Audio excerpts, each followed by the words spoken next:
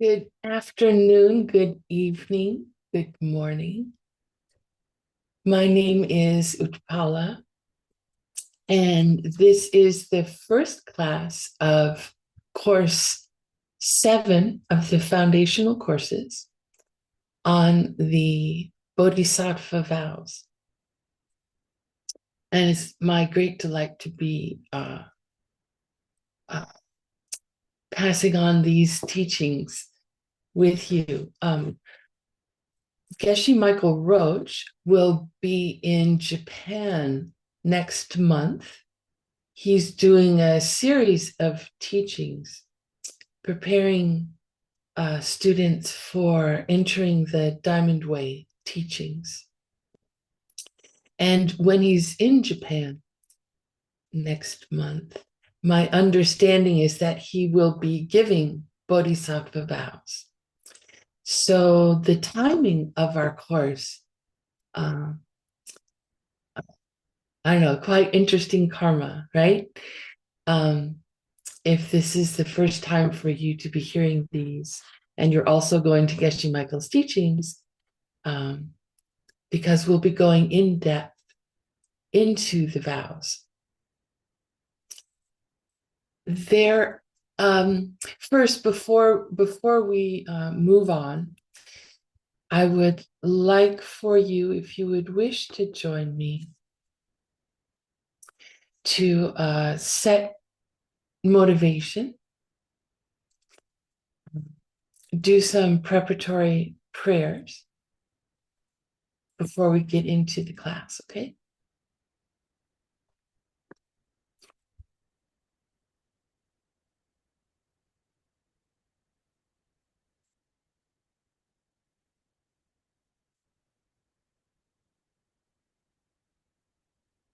So please just take a moment or two and bring up in your heart and in your mind your motivation for taking this course, for coming to this class today. What brings you here?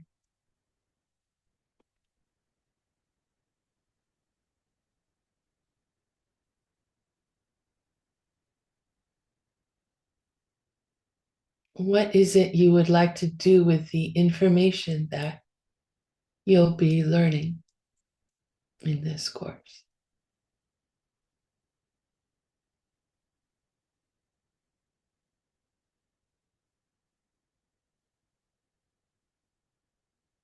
Make your motivation as big as you can, as high as you can.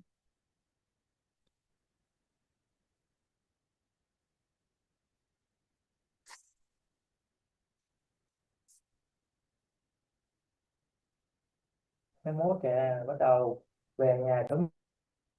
Sashi Puki Chukshi Metok Tram Riraving Shi Ninde Kampadi Sange Shindu Mikte Owarki Jokun Namdak Shingla Jupar Sho Idam Guru Ratna Mandala Kamnirya Dayani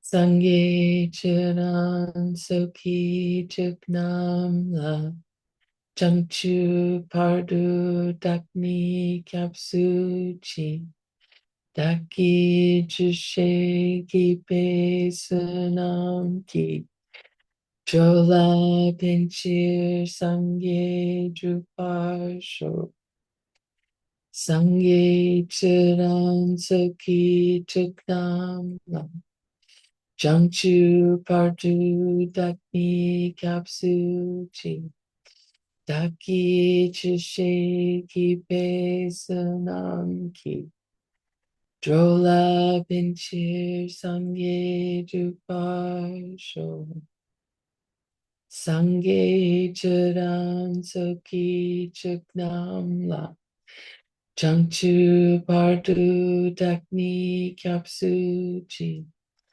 Daki Chishe Gipe Sunam Ki Jola Pinchir Samge Drupasho.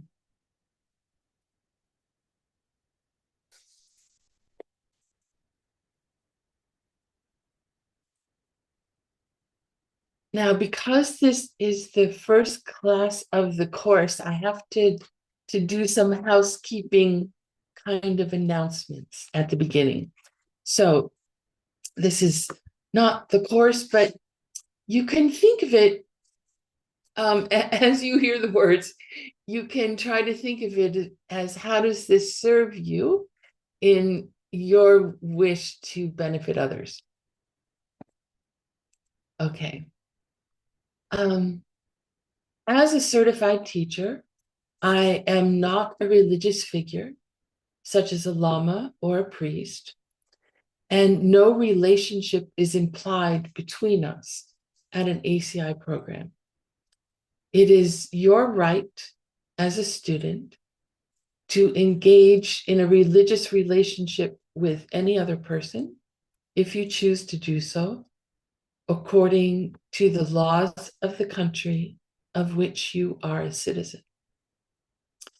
While I am a fully ordained nun in the Tibetan Buddhist tradition, ACI itself and the ACI courses are not associated with any particular organized religion, including Buddhism. As is customary for my religion, I will lead the verbal recitation of Buddhist prayers before and after class, and I will do the mudras, the hand gestures associated with those prayers. As an ACI student, you are not expected or required to participate in those prayers or gestures, and you are most welcome to join me.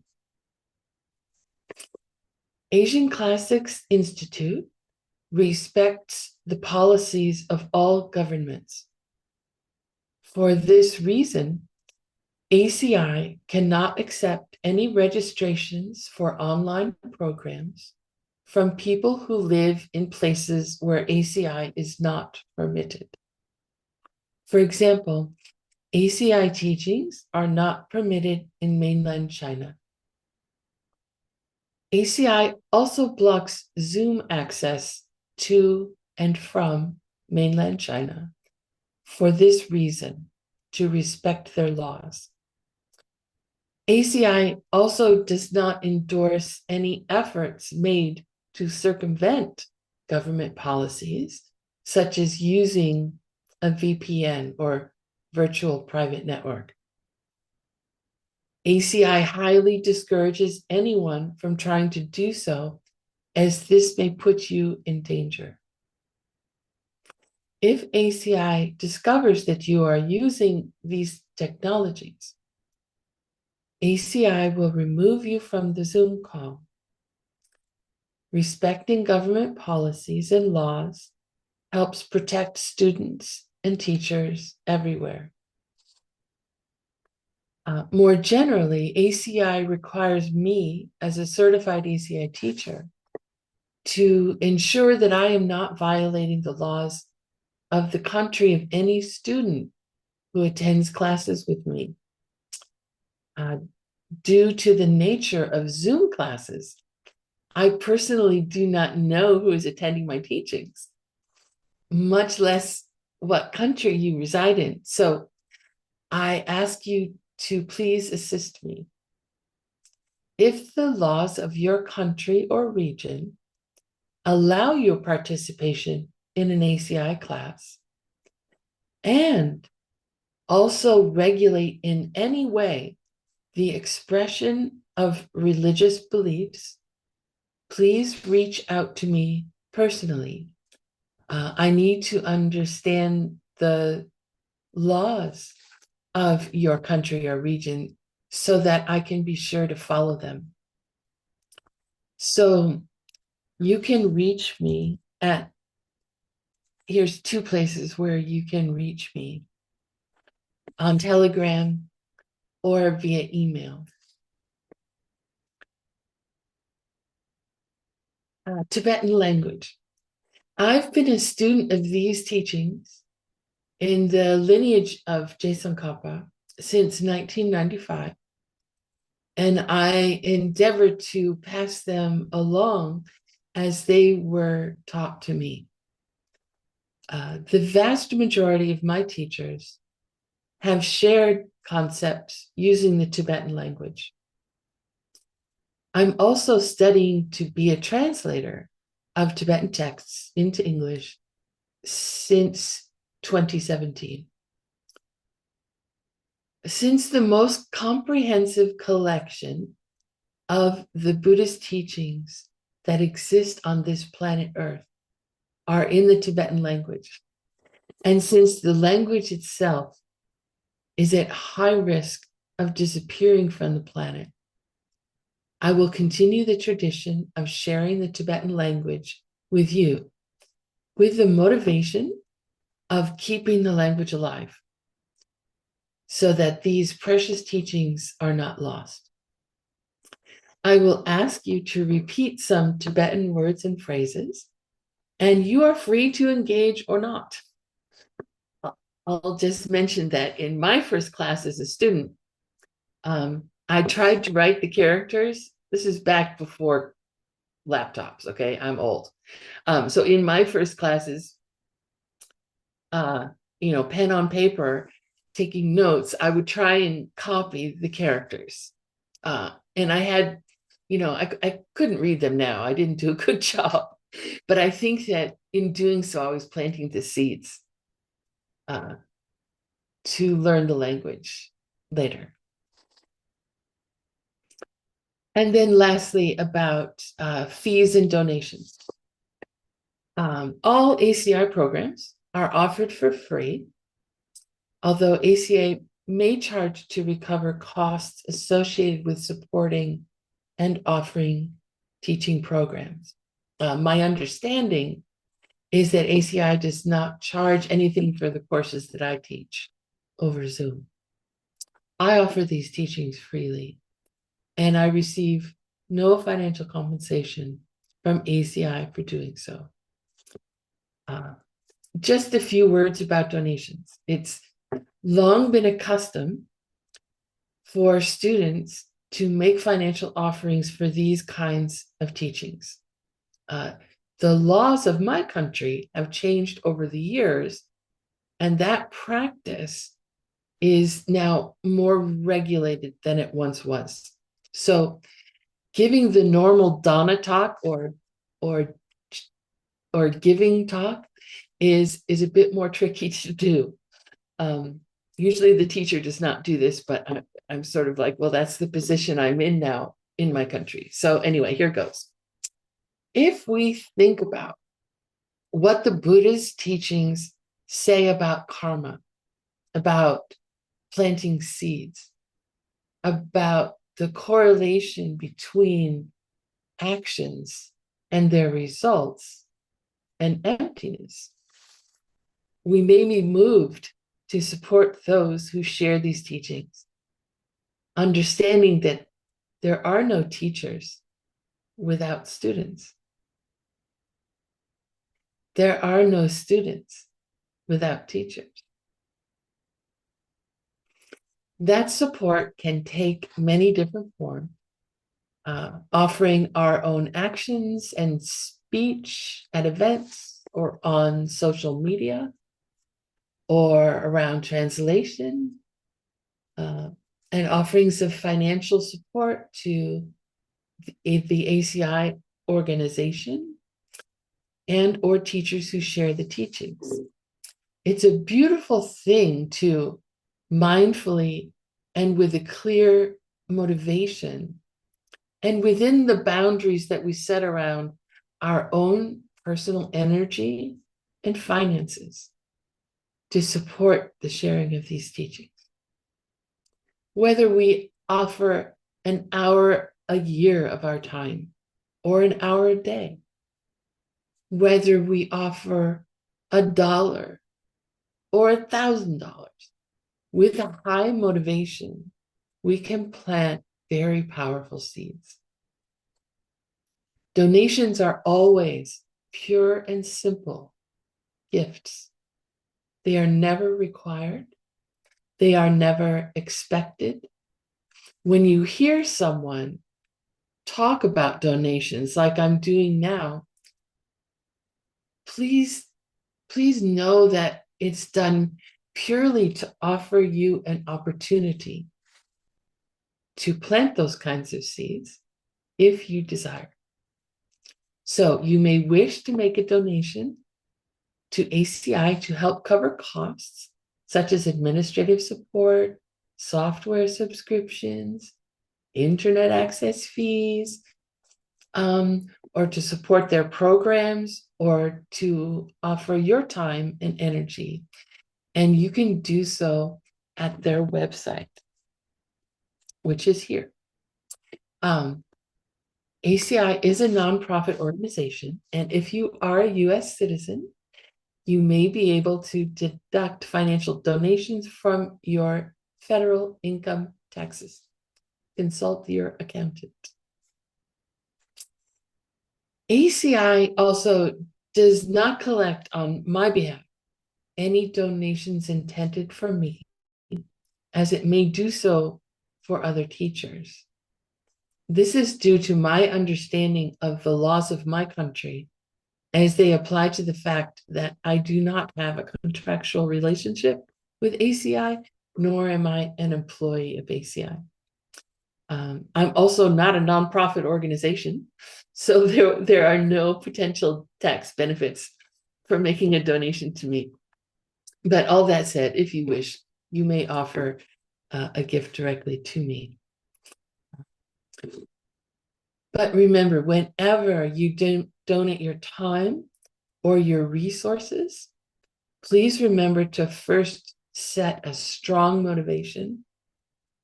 Be mindful throughout the whole process of making the donation.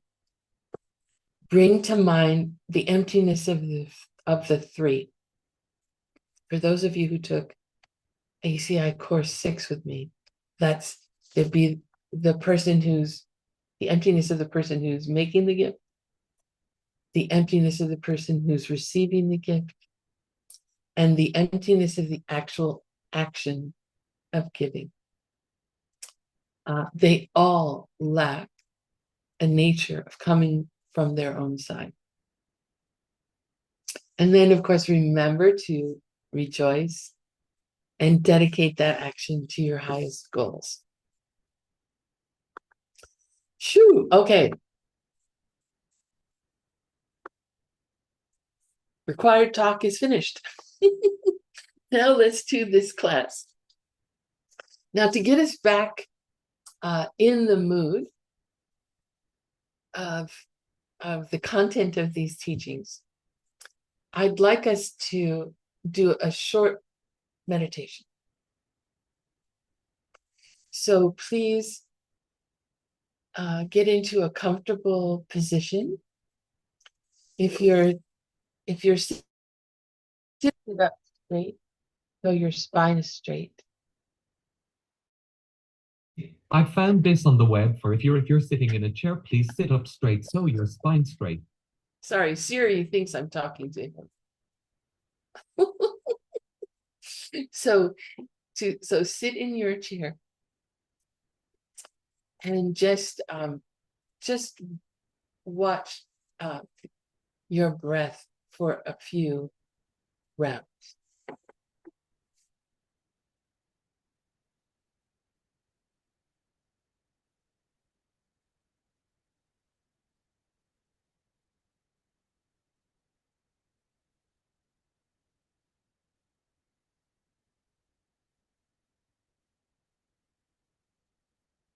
Now bring to mind someone that you love or care for very deeply.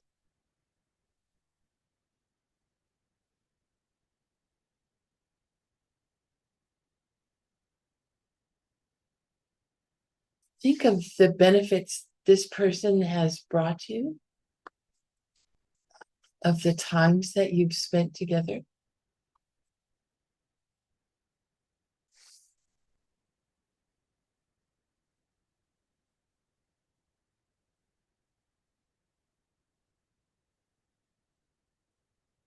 Picture them very clearly in your mind.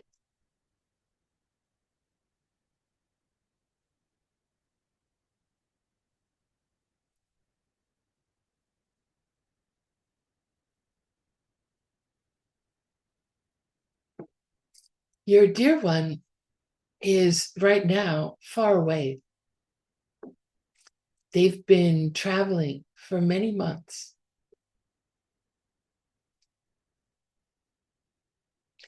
And where they're traveling, there's no cell coverage. There's no internet.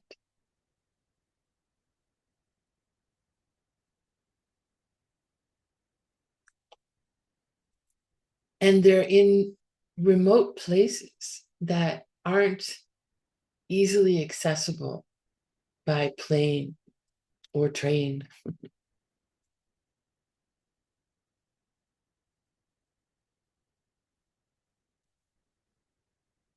So they've been sending you regularly postcards relating to their travels. And they always include some endearment.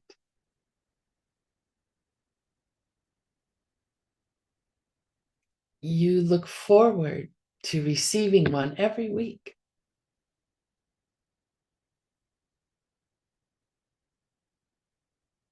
So even though you haven't seen them in person for a long time, uh, you are close in their heart and you know it.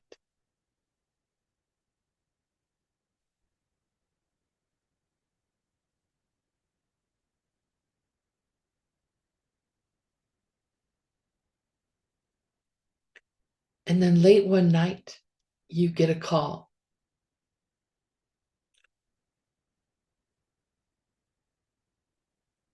You recognize your dear one's voice and are thrilled.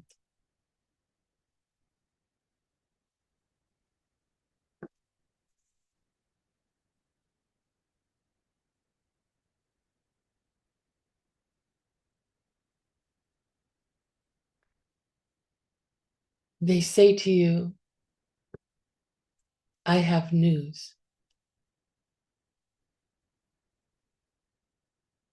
My time in this world is quickly coming to an end.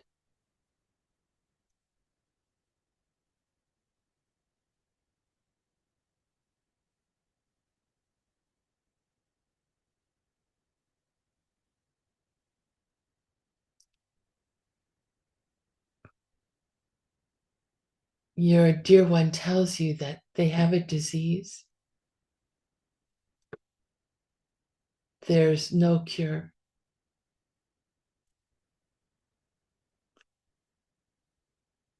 And it's rapidly sapping their abilities, physical and mental. It's taking all their energy, physical and mental.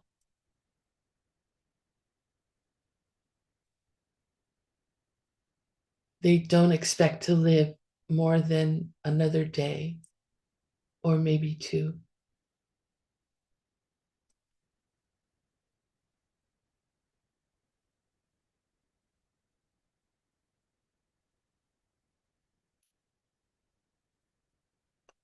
They continue.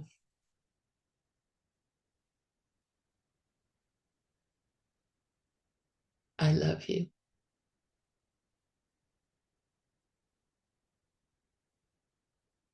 You've blessed my life.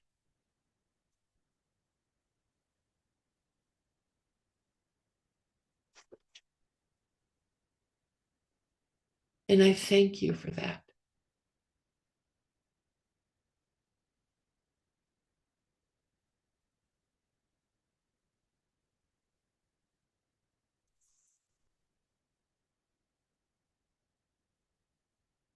And then your dear one says, I know you love me. I know you'd do anything for me if you could.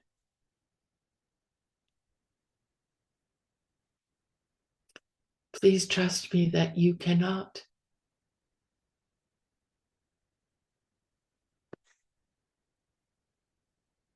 I love you.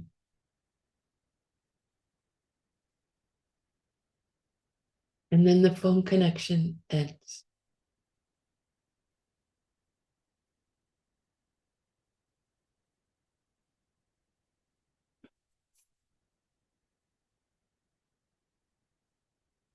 There's no time to drop everything and grab a plane to get to them.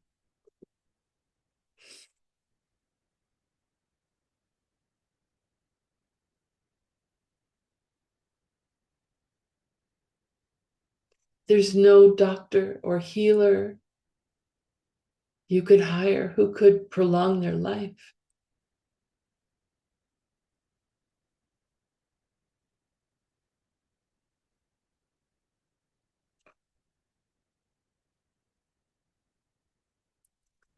There's no one with whom you could make a bargain. Take years from me so that they may continue to live.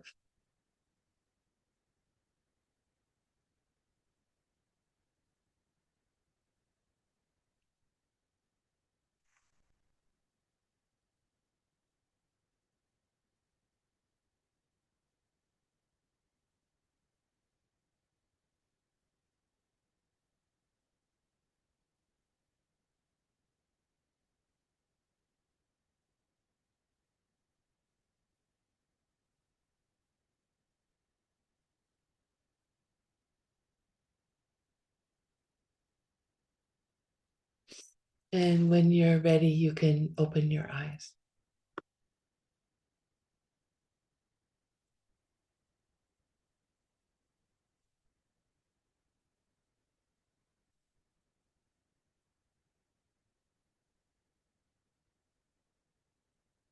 So to talk about the Bodhisattva vows, first we talk about suffering.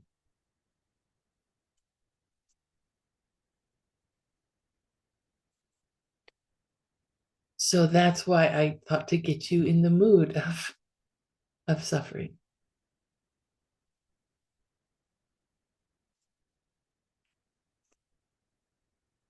And if you have any sort of feeling in your heart about that,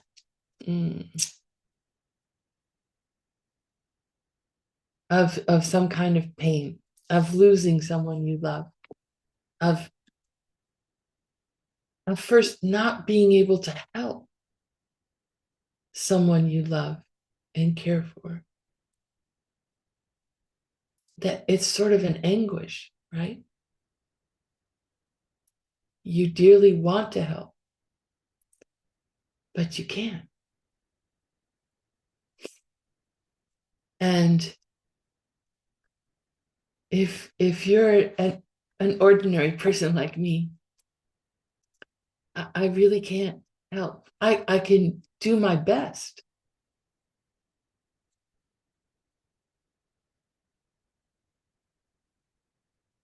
But I don't have the abilities of a fully enlightened being, the kind of being who actually could help,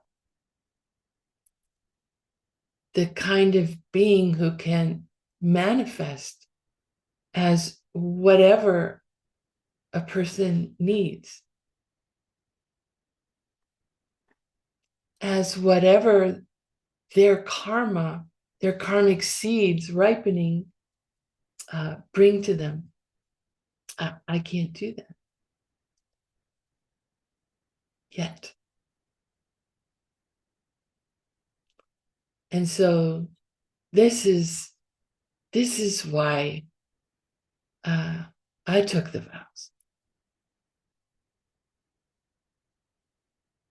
Because they are the path to reaching the state of being that kind of being. who can see everything, and who can truly help others. Okay.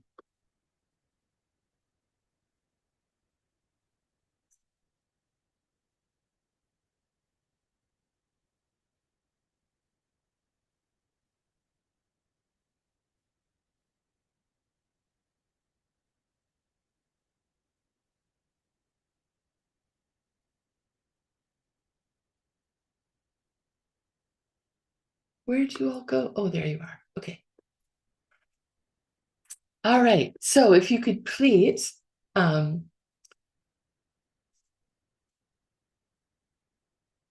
repeat after me. Just as a brief introduction, if this is the first time you're taking the course with me, I go through when Geshe Michael taught the course, and I pull out all the Tibetan words and phrases that he shared when he taught the course. And so what you see in this document, which will be on the platform sometime soon, is you'll see the Tibetan script. You'll see what we call the transliteration, which is just the Roman character presentation of the script. And then you'll see what is pronunciation from an American's point of view. They may all three be foreign to you, but that's what's going on here on these pages. Okay. So please say Dukngel, Dukngel, Ki, Dukngel. Dukngel means suffering. Suffering. Ki, oh, this should be a G, not a K. I thought I fixed that. Sorry, I will fix that. Ki means of. So when we talk about suffering, there are three kinds of suffering. We can also talk about suffering as being six kinds of suffering, or two kinds of suffering, but now we're talking about three kinds of suffering. This is the first one, the suffering of suffering. And it means outright suffering, obvious suffering. For example, like back pain or a toothache.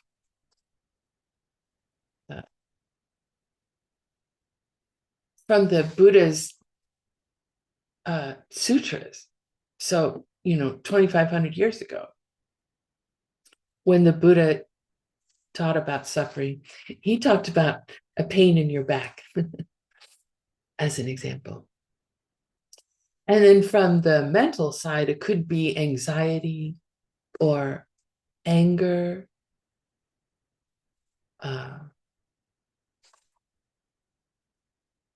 confusion. All those are suffering of suffering. Just straight, obvious suffering, outright suffering. We don't have it all day long, unless you have an illness or something, or you're very depressed. You don't have it all day long. You have it on and off. You have your healthy days and your not so healthy days. Everyone has some little illness somewhere in their body. You look normal, but everyone on this call probably has something that's bothering them physically or mentally. The second kind of suffering is called Gyurwe Dukngel. Say Gyurwe. Duknil.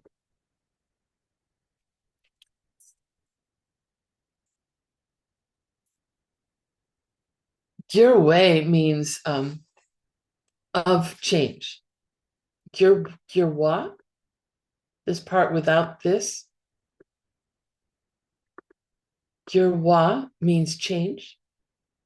And this little piece, which in the Tibetan looks like this,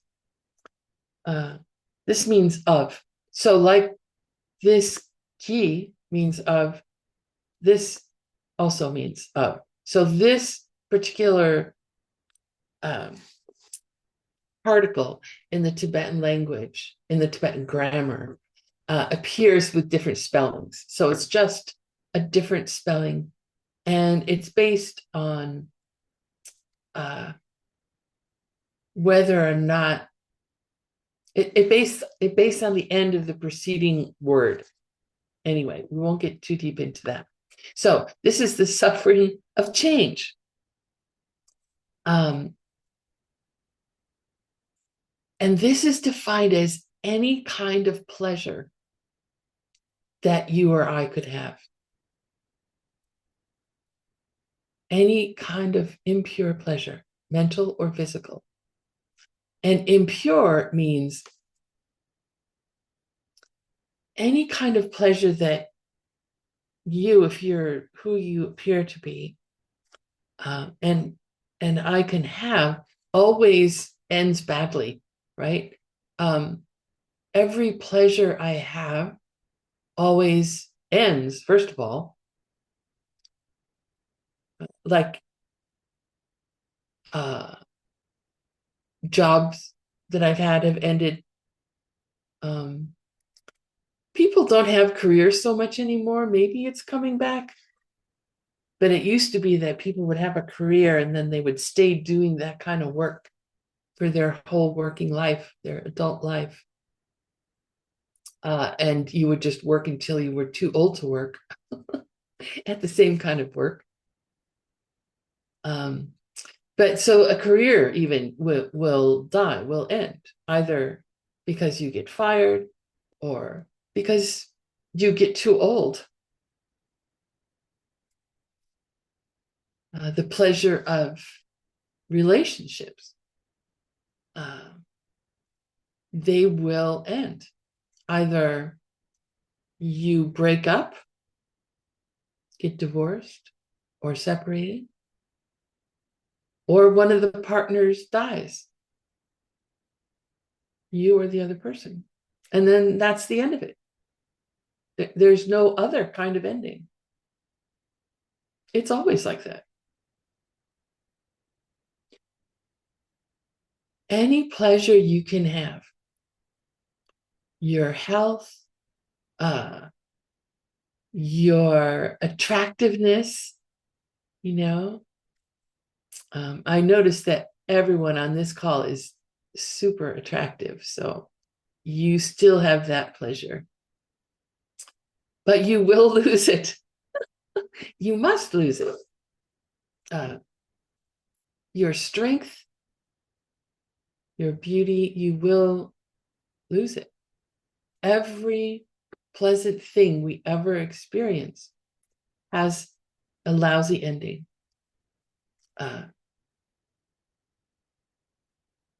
You cannot experience a pleasure in this life, in our present condition, that does not deteriorate at the end. So Buddhism says, okay, that's not real pleasure. If it must end, if it must die, if it must be attached to destruction at the end, then you have to consider it as suffering. They call it, the metaphor is honey on a razor blade. So if you like the taste of honey, when you lick honey off a razor blade, the first taste is sweet, as your tongue goes along the blade. but then it gets cut by the blade. So it's like that. Behind every honey pleasure that we can experience is pain. It's just waiting behind the scenes. It will always come. We cannot experience anything else.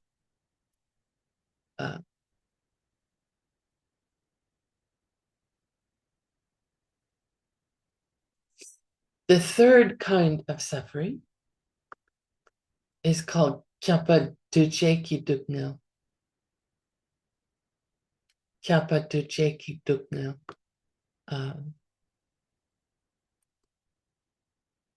Chapa Duche, we can roughly translate that as pervasive, like is everywhere. So Duknial again is suffering. So the suffering, they call it pervasive suffering. Sometimes you'll hear all pervasive suffering. And it means it covers everybody. There are, if you've taken other ACI Foundation courses, you know that Buddhism talks about different realms. Like we're in the desire realm, and then there's form realm and formless realm. There are 6 levels within the desire realm. Humans, animals, those we can see, but there's also other kind of beings at different levels. So in all of those levels, there's suffering. The people in those levels experience suffering. Even those who, we talk about in the form and formless realms, that, they're very beautiful and they live long lives and they have, good experiences. Even that is honey on a razor blade because it must end. And actually, at the end of their lives, they feel intense, obvious suffering, the suffering of suffering. So it doesn't matter if you're in cyclic existence, if you're in the wheel of suffering, in the cycle of suffering, then no matter where you are, you will suffer. Ooh.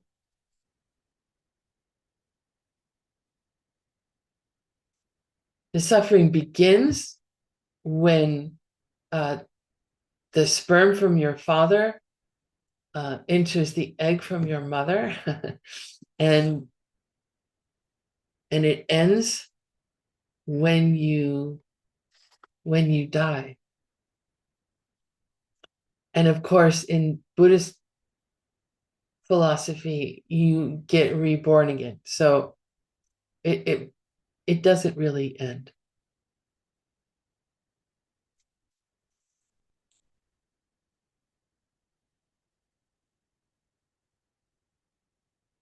You can think about your life as going like in a timeline. So from the life we've had up until now, and then there's this present moment, and then the life that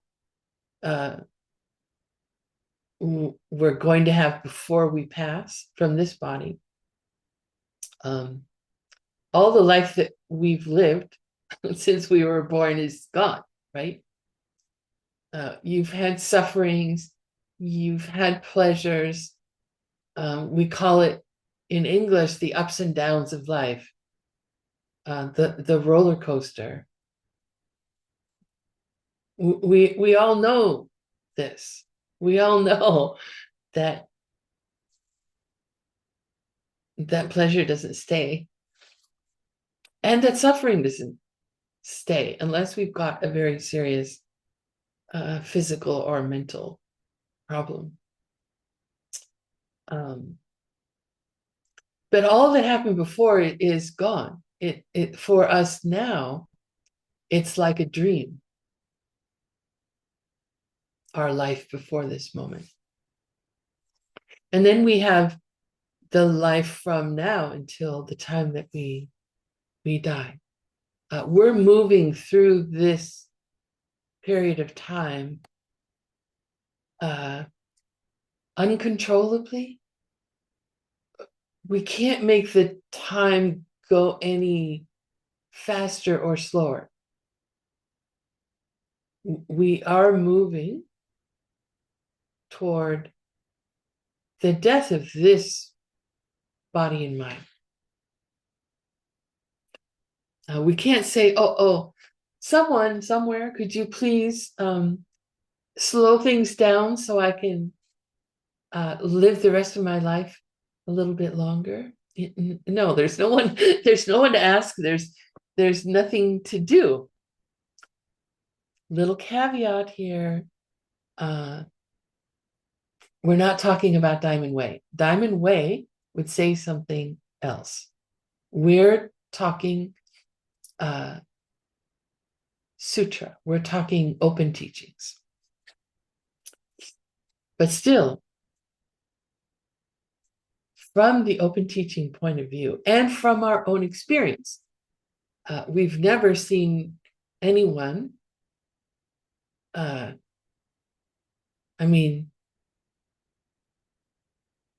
people from 3, maybe 4 generations ago and older, they're all gone. We don't have great grandparents alive now. They're all gone.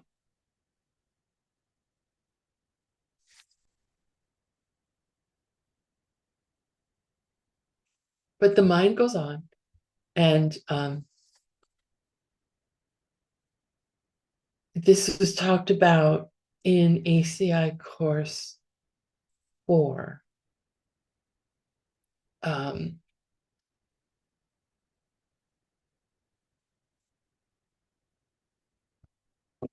The mind goes on, and we're stuck in this wheel of suffering, and this is because of our mental afflictions, our negative emotions, which cause us to do actions that harm others or ourselves and create the karmic seeds for suffering in the future. So we're on this wheel of suffering.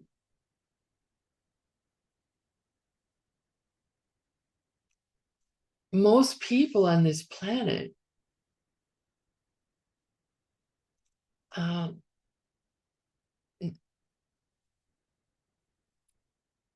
don't know what to do to get out of this wheel of suffering.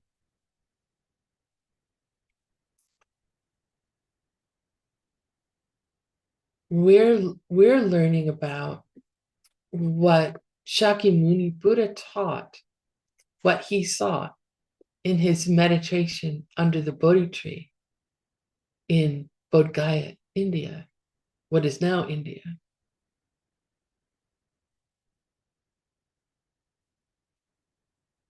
And so we know that there are things we can do to get off of the wheel. But 99% of the people on this planet, and then there's all the insects and animals, birds, fish, billions and billions of living beings don't know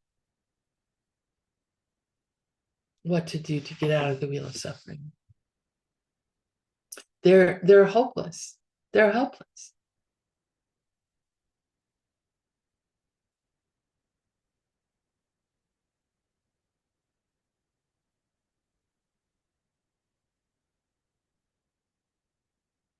So that's our condition. And when we realize that that's our condition, that there's nothing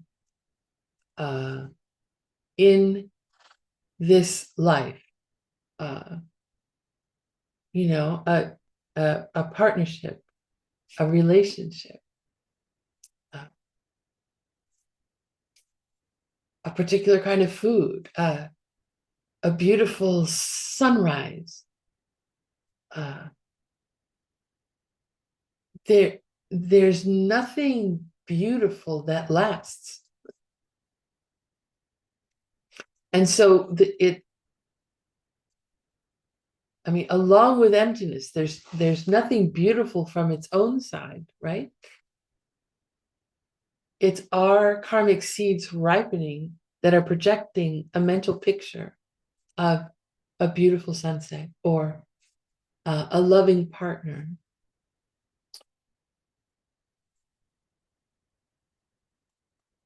And those seeds, those mental images for us now in this situation, they end, right? So we know, we talked about in the first ACI Foundation course about renunciation, which is the understanding that there's nothing out there that can bring us happiness, can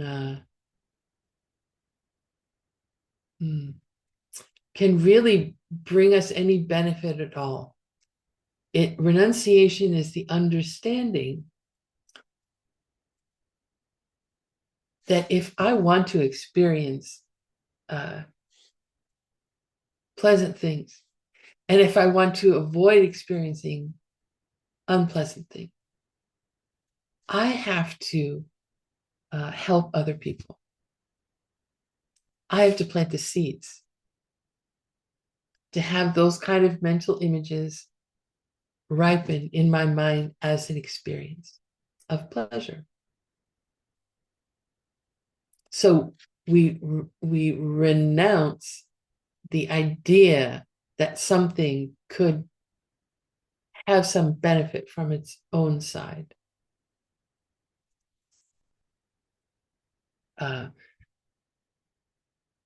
We have the idea with renunciation, we have the idea that we need to get out of this wheel of suffering. It's just intolerable, right?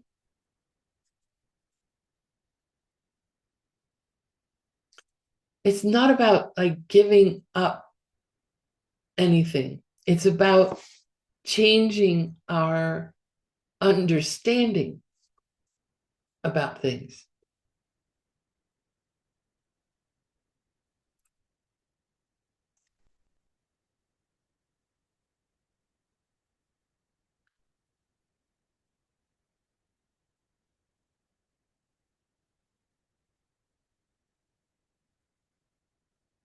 In the Buddhist teachings is laid out for us what kind of things we should give up and what kind of things we should take up. Like we give up harming other people. We give up stealing. We give up sexual misconduct. We give up lying, etc. We're taught to give those things up. And that's basically what renunciation is giving those things up and then taking up being of benefit to other living beings, including ourselves. And so the Buddha sort of laid out for us what to do to reach the kind of state that he's in, to reach the state of a being who is completely outside the wheel of suffering, who is omniscient, who can see everything, and who totally benefits all living beings. That's all a Buddha does, is benefit others. So we can practice his teachings, and if we do sincerely practice these teachings, we'll start to see results. If we keep in mind from the course on karma about how to create very strong, powerful seeds, we can start to see results in this life. You see here in the chat, I understand that because we have wrong perception, therefore we tend to react negatively with what happened to us, which are actually our planted seeds. By this reacting, we continue to suffer as we continue to plant bad seeds, which will come back with the postman. Yes, that's exactly right. Thank you. Okay, so we're going to talk about bodhicitta, the Sanskrit word.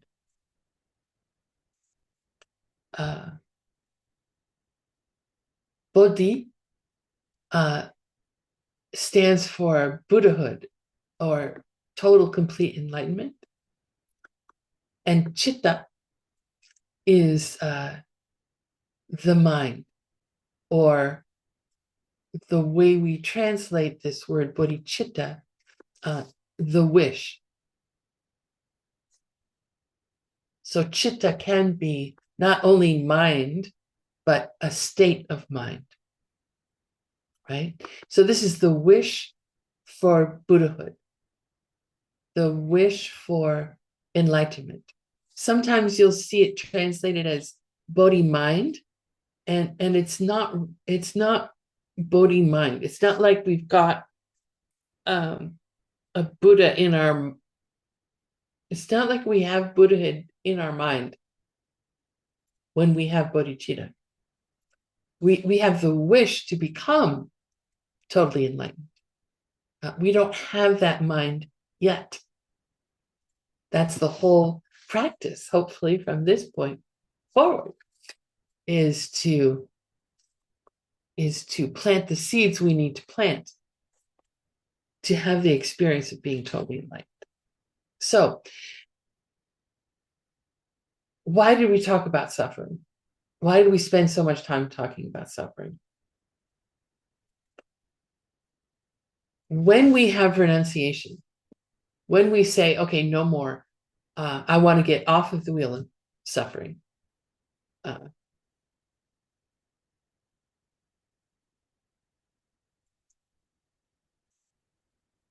When we get there, we look around and we see everybody else is also stuck in the wheel of suffering.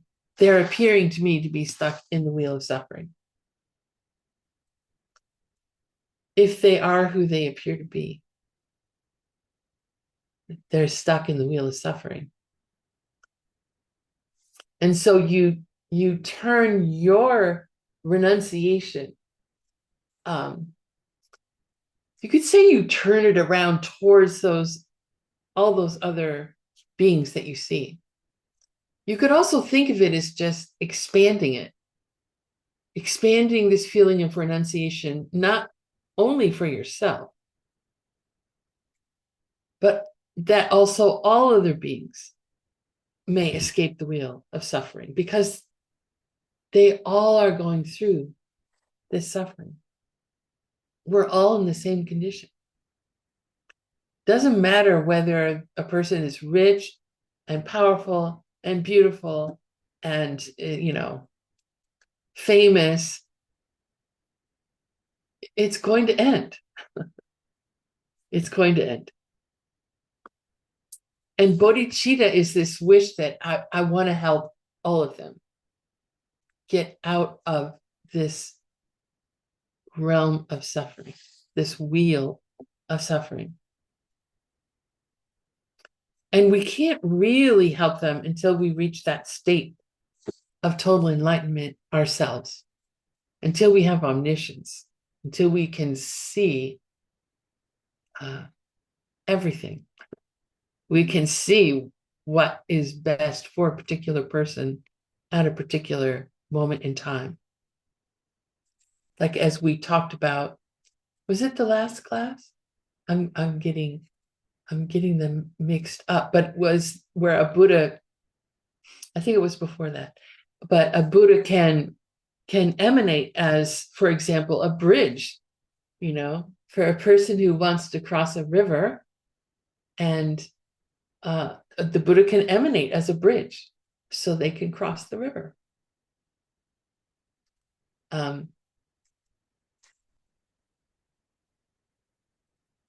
So there are two types of bodhicitta. There are many different ways of talking about bodhicitta. As with most things in the Buddhist tradition, but the two we're going to talk about are Munsem. Say Munsem.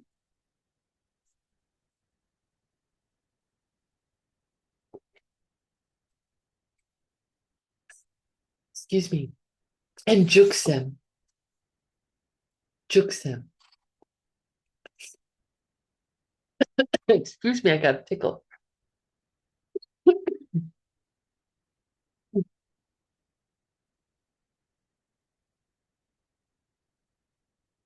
So Munsem is what they call, Mun is the word for prayer. So Munsem is the wish to become fully enlightened in the form of a prayer.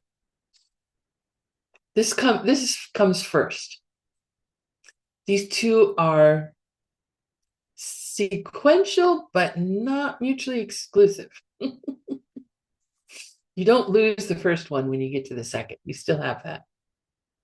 So the wish, the desire to become enlightened, you first have this prayer. Oh, may I become fully enlightened, that I benefit other people, so I can benefit other people.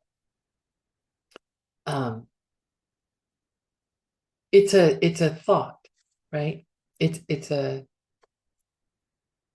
prayer. It's basically like thinking like a bodhisattva.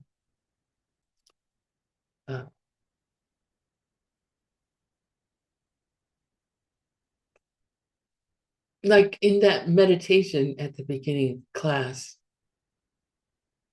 maybe you felt like this strong desire to want to help your dear one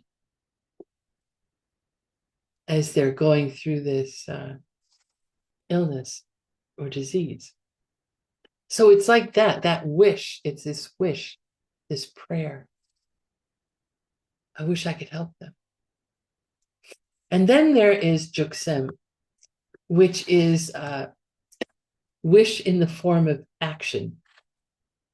And this is where you don't just, I've heard it talked about as like the difference between wanting to travel to Paris, France. Like, oh, I've always wanted to go to Paris. And then actually buying the tickets and figuring out how you're going to get to France, and you start on your journey. So the first one is the wish in the form of a prayer, and then the second one, when you're on your journey, that's wish in the form of action. So there are two things that are related to wish in the form of action. The first is learning about the Bodhisattva vows. And this is one of the traditionally, it was the only kind of vow that you would learn before you take them. And and people are advised to study them well before they take them. So, but you can learn about the vows, and whether or not you specifically on this call take them, you can still think about them in terms of how they can benefit your life.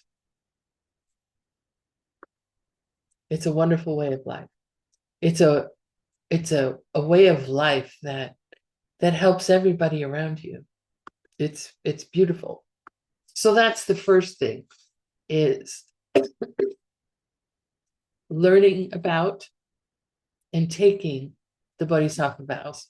And then the second part of the wish for enlightenment in the form of action is to study the 6 perfections. And these are also known as Bodhisattva activities. And excuse me, we're not going to talk about them in this course, but courses 10, 11, and 12 of the series get into them very deeply and very sweetly. So this course is about the first of the 2 steps of the wish for enlightenment in the form of action. Learning about the vows. And actually, if you want to take the vows, then you can take with Geshe Michael next month.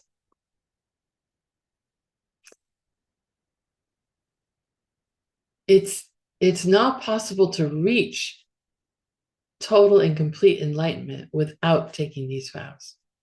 That's not to be, I'm not trying to pressure you. It's just that's the way it is. And so please learn them and think about them and see if they could benefit you.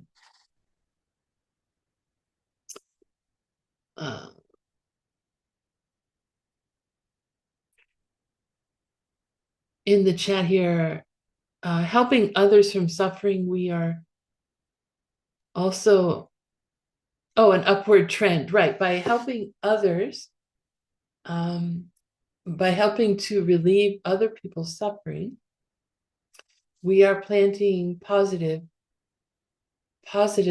seeds. We are planting the seeds for ourselves to be helped out of suffering. So yeah, it is an upward spiral rather than a downward spiral. Thank you.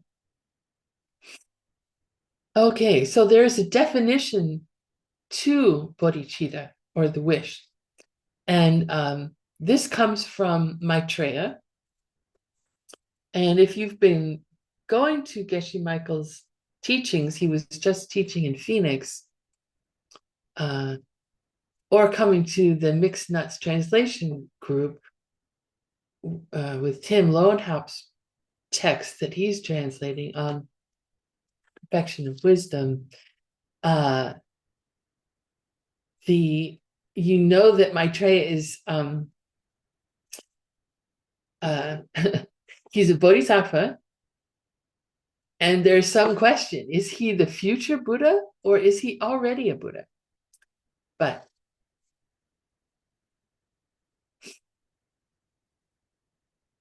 Geshe Michael says he's coming very, very soon. We don't even realize how soon it will be. Yes, I understand that Geshe Michael will be giving the vows in Kyoto. Thank you. Hey. So this is the definition given by Maitreya. And I'll just read this to you. Semkepa ni shendunchir yangdak sope changchup du. Semkepa ni shendunchir yangdak sope changchup du. Semkepa, this is the Tibetan word for bodhicitta. the wish for enlightenment. Ni means is. De is actually the Tibetan word for wish. So the wish to become fully enlightened is the wish to reach Yang Dak Dzogbe Jangchu, which is total and complete enlightenment, pure and total enlightenment. Shen Dun Chir, which means for the benefit of others. So altogether, Maitreya's definition of bodhicitta is the wish to reach pure and total enlightenment for the benefit of other beings. So this is where you're focused on enlightenment and you're doing it for all the people around you. All those who are appearing to be suffering, right? Who are appearing to be like us, stuck in this realm of suffering. So the relationship, as I mentioned before, between renunciation and bodhicitta, you can say that Geshe Michael talks about it as what bodhicitta is renunciation that's aimed at other people.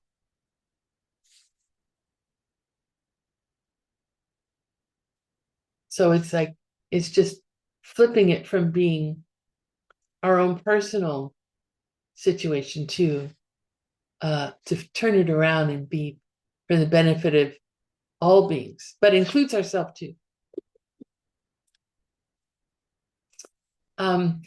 There's a question on your homework. The last question is I'm not going to talk about in class, but it's a beautiful. It's poetry from Jason Kappa, talking about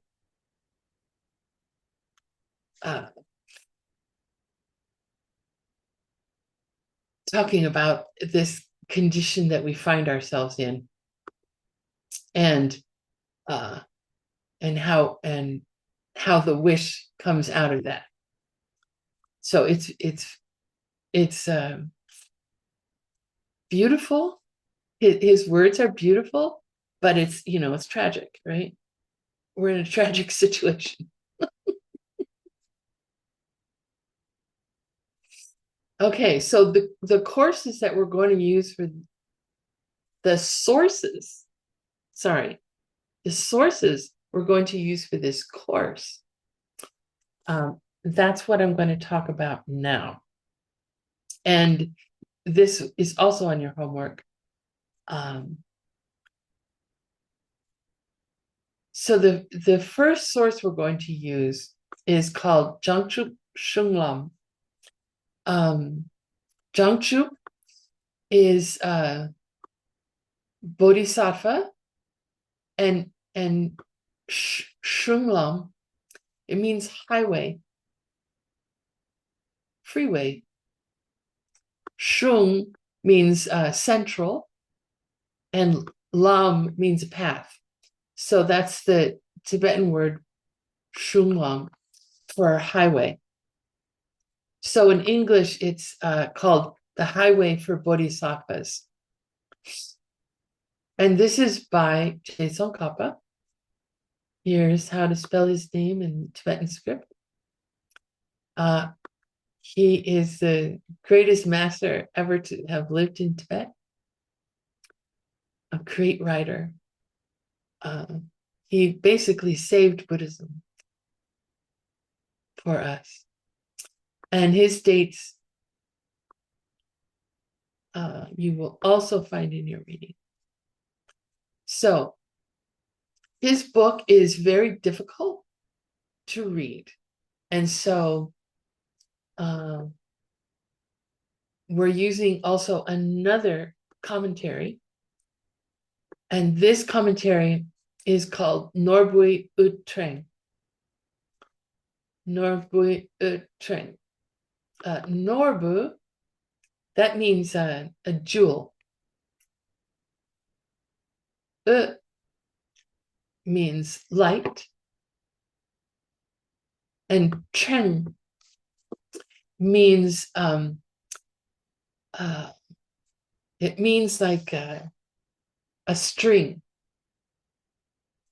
Like the word Trengwa is the word for a mala, which is a Sanskrit word, or a rosary. The string of beads that people use when they pray to count the number of repetitions they're doing. So Treng is a string of anything. So here, this is a string of shining jewels. And that commentary was written by, I need to make my window bigger. There we go. By Geshe Sewang Samdrup. Geshe Sewang Samdrup. And even though we have his text, which is, he goes through all of the vows very clearly, we don't know his dates. He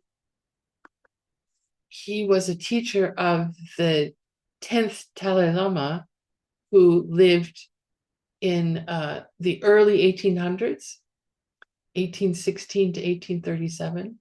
So we know he was alive sometime during that time, in the early 1800s.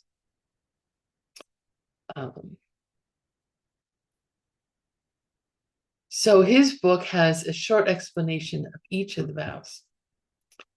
And this is the vow, or this is the book, excuse me, that is very helpful to have if you do take the vows. It's very helpful to have so that you can go and check up, how am I doing with keeping my vows? Which is something that if you do the 6 times book, or if you do Tundruk, which is a Diamond Way practice, it basically just means 6 times. But it's 6 times every day you look and check and see the state of your heart, the state of your mind. How am I keeping my vows? Now, where did the vows themselves come from? And this is the last point. They came, the origin of them is Shakyamuni Buddha, 500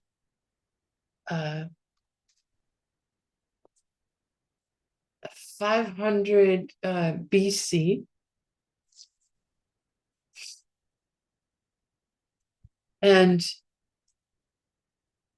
we find them in 2 different sutras that are within all the sutras that are bundled together and called the perfection of wisdom. So one of these sutras is called Namke Ningpo Do, which means Sutra of the Essence of Space. Sutra of the Essence of Space. And in this sutra, the Buddha talks about 13 of the root Bodhisattva vows. Vows 5 through 17. The other book, the other sutra is called Taplakepe Do. Taplakepe Do. And that means the Sutra of Skillful Means, which is another sutra spoken by the Buddha. And it contains one of the root vows, vow 18. Oops. The next book is by Arya Asanga. His name is Pakpa Tokme in Tibetan, but we call him Arya Asanga, Sanskrit words, right? He lived in India back around 350 current era. And his book is called Jangchup Senpe Sa. Jangchup Senpe Sa, which means in Sanskrit, Bodhisattva Bhumi, very famous book, or in English, the levels of bodhisattvas, the bodhisattva levels.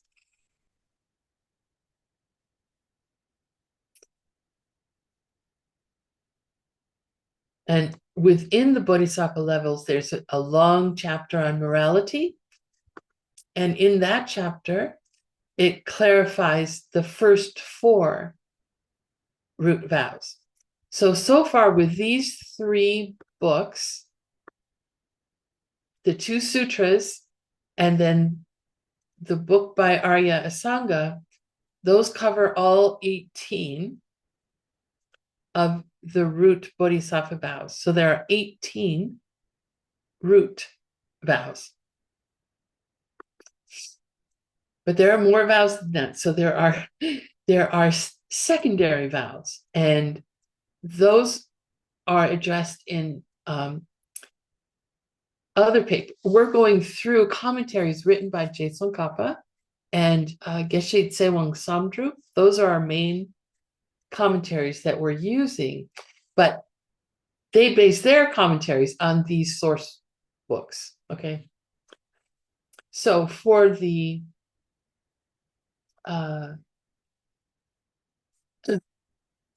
so one of the books that they use is called Lapa Kuntu, sometimes just called Labtu, which means compendium of advices. And this book was written by Master Shantideva, and he lived around 695 to 743 current era in India. He also wrote a book called Guide to the Bodhisattva's Way of Life, which is the main content of courses 10, 11, and 12. So I'm going to offer course 10 at the end of next year, and then 11 and 12 at the beginning of 2027, if all things go well. So he's a great 8th century master, and he's got a wonderful story that hopefully you have heard or you will hear one day. But the compendium of advices, this text, he took all 18 of the root vows and discusses them in one text. And then lastly, we've got a text called Dompa Ni Shupa. Dompa Ni Shupa. And this means 20 verses on the vows. Dompa is vows. And this is 20. And Shupa is verses. So 20 verses on the vows. And this was written by Master Chandra Gomi, another Indian scholar. And he lived in 925 current era.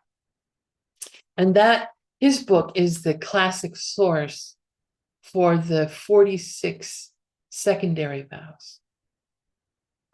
So altogether, there are 64 bodhisattva vows.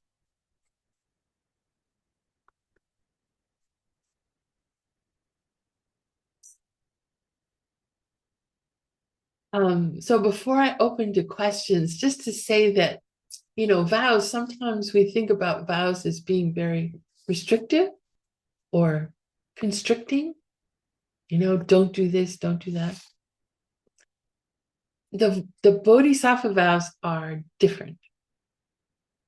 They're about all 64 ways of helping other people that we can do in our day-to-day lives. And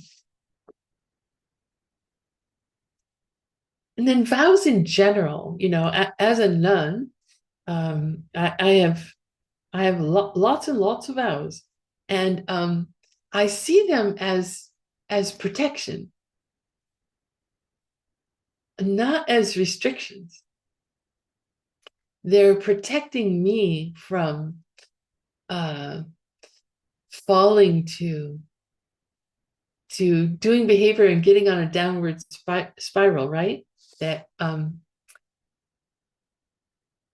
can't see your name, my eyes are too blurry, but Min Tret was talking about in the chat that to get on, you know, to stop myself from being in a downward spiral, the vows support me in being in an upward spiral.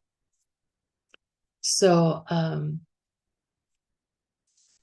they're fun, these bodhisattva vows.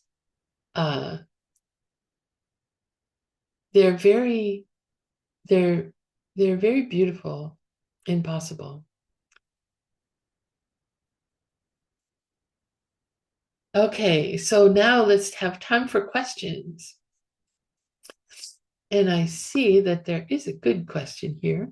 Is it possible to take the bodhisattva vows without the vows of freedom, or what we call the refuge vows?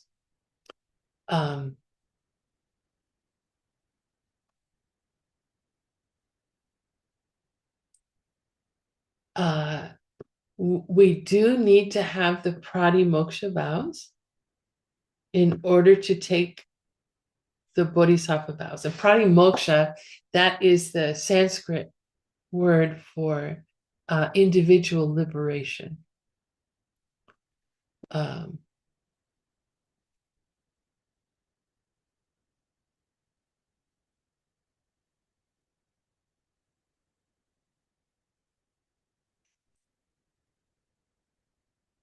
And I'm not sure. See, so the vows of individual liberation, if we think about all of the Buddhist teachings and we divide them into two, there are all the teachings related to a person who has the motivation. Actually, divide them into three. Two general, and then the second one gets divided into two.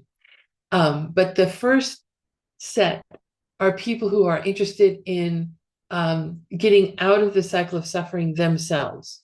And that's why they call it individual liberation. And all people who, well, I'll just describe them first. The second group are vows related to reaching total and complete enlightenment. So not just reaching nirvana or attaining individual liberation for oneself, but reaching total and complete enlightenment. The vows of individual liberation support the vows for total and complete enlightenment.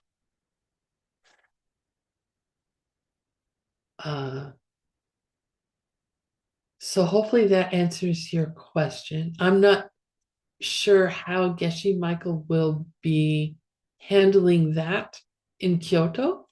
I can try and find out if that is your question.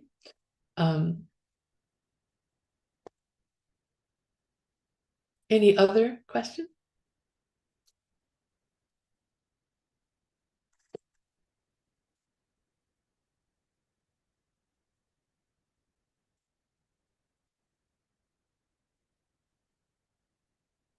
Okay, so let's dedicate then. If you'd like to join me, which of course you do not have to, but if you would like to, you can join me.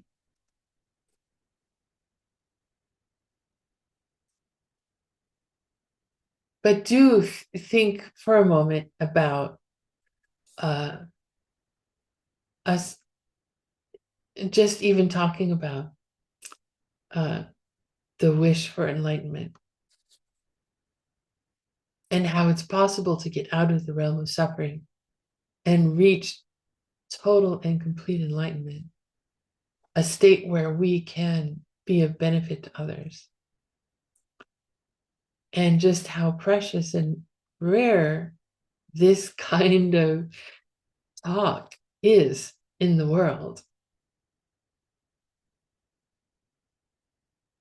And feel some happiness about how we spent our last hour and a half and dedicate it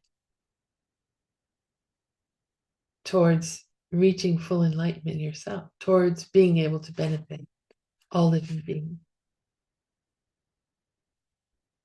Evadi kewo kun sunam yeshe toksok shin sunam yeshe lejung wei tampa kuni topar sho.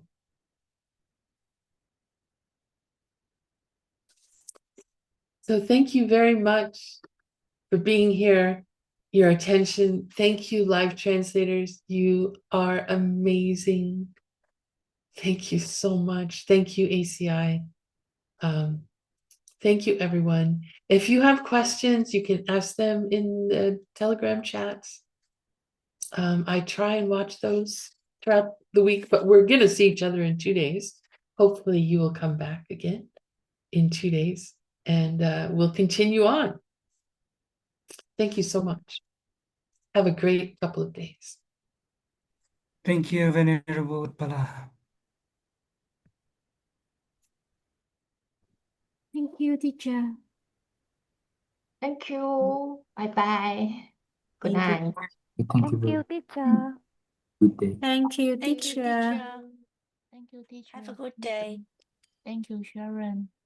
Thank you, dear Okay. teacher. Have a good day. Venerable Thank you so Upala. much. Thank you very much. Question. Cảm ơn. Thank you. Dankeschön. See you on Friday. See you Friday.